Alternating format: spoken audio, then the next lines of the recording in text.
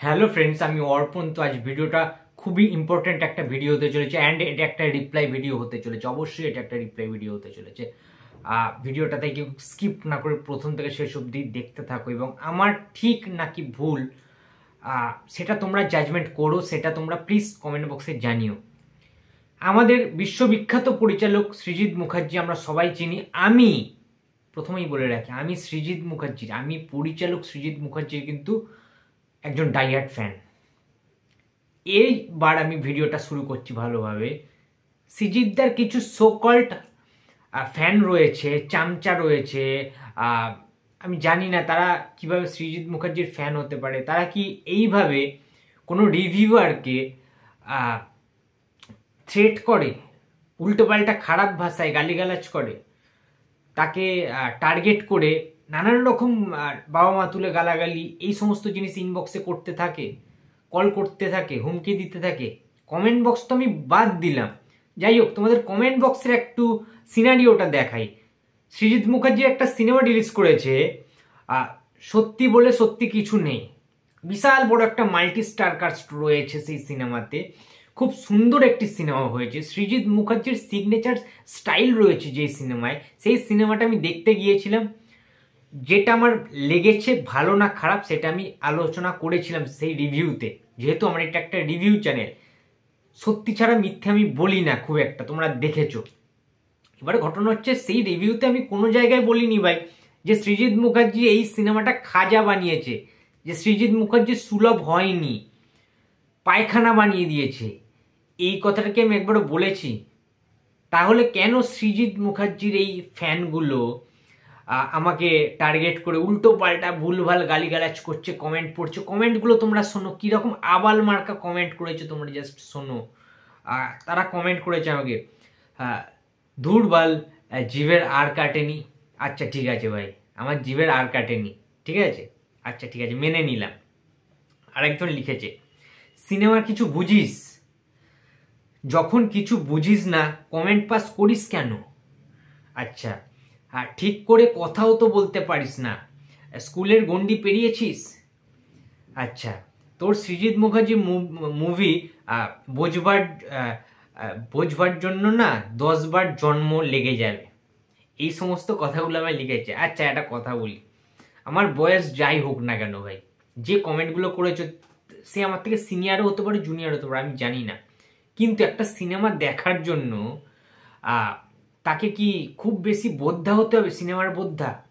আমি তো বারবার বলছি যে হ্যাঁ, আমি অন্যান্য সিনিয়র যারা রিভিউয়ার রয়েছে, যেমন অরিত্রদা, রূপম দা, সাগর নীলদা বলি, আমাদের শিল্পেন্দুদা বলি, ঠিক আছে, আমাদের পৌশালিদি বলি, যারা বড় বড় যারা অ্যাকচুয়ালি রিভিউয়াররা রয়েছে, অভ্রদা বলি, তার থেকে তো আমি বেশি কিছু নয় আর কখনো বড়াই করে আমি বলিনি ভাই যে আমি বিশাল কিছু নাম যশ করে ফেলেছি, আমি বিশাল বড় রিভিউয়ার, ঠিক আছে, এটা তো কখনো বলিনি। আর যদি কখনো বলে থাকি না, সেটা একমাত্র মানে খিল্লি করার জন্যই বলবো, নিজেকে নিজে রোস্ট করার জন্য বলবো, বাট সেটা আজ পর্যন্ত এখনো অব্দি স্টিল আমি কিন্তু বলিনি, কারণ আমি অনেক পিছিয়ে আছি। তাদের মতো অত সিনেমা আমি দেখিনি বা দেখি না, ঠিক আছে, যে কোনো কারণেই হতে পারে, কিন্তু যে সিনেমাগুলো আমি দেখি, প্রপার দেখি, সেইটা নিয়েই কথা বলি, সেটা নিয়ে রিভিউ করি।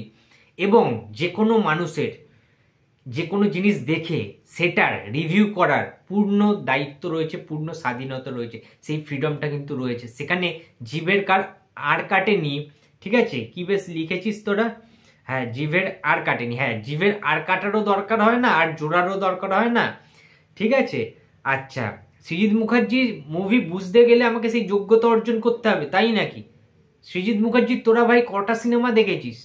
কটা সিনেমা দেখেছিস? আমি সৃজিত মুখার্জির প্রায় সব কটা সিনেমাই দেখেছি এবং একাধিকবার দেখেছি, ঠিক আছে।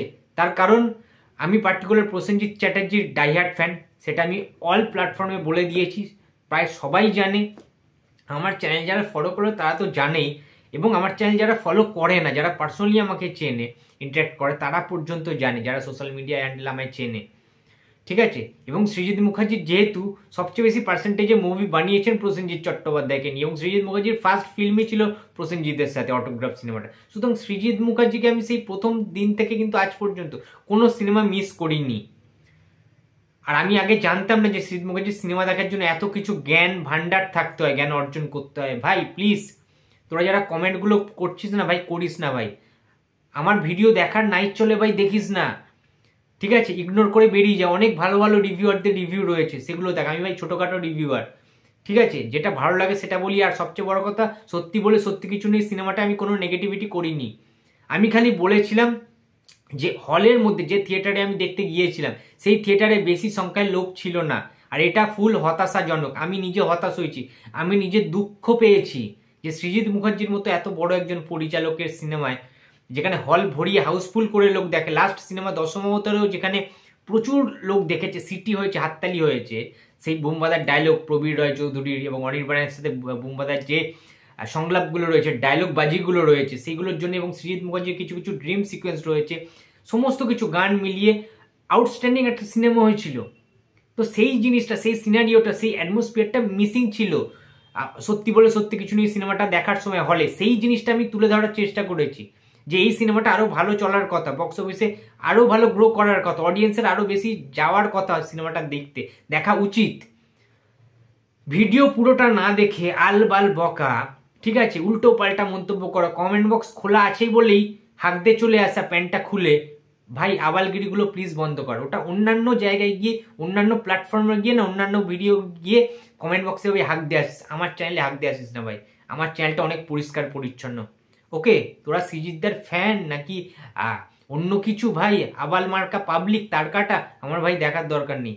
কিন্তু তোরা সৃজিত মুখার্জিকে ডিফেন্ড করেছিস তো ওয়েল, করতেই পারিস। আমি নিজে সৃজিত মুখার্জির ফ্যান, এখনো বলছি। বাট ভিডিও না দেখে, থাম্বনেল দেখে প্লিজ কমেন্ট করতে আসিস না। গালাগালিটা দিলাম না, দিলে প্যান্ট ভিজে যেত, ঠিক আছে? ভিডিওটা আর বেশি বড় করলাম না, আবালগিরিগুলো বন্ধ কর আর কমেন্ট ফমেন্টগুলো ডিলিট কর, ঠিক আছে? নাহলে কিন্তু ভাই চিনিস আমায় খুব ভালো করে, যারা আমায় চেনে তো চেনে, ঠিক আছে? এটা হালকার ওপর দিয়ে দিলাম রিপ্লাইটা। এর পরের বার কিন্তু ভাই প্যান্ট সত্যি সত্যি খুলে নেবো কিন্তু পুরো কোমর থেকে, ঠিক আছে? তখন ওই উলঙ্গ হয়ে, উলঙ্গ রাজার মতোই তোদের ঘুরতে হবে।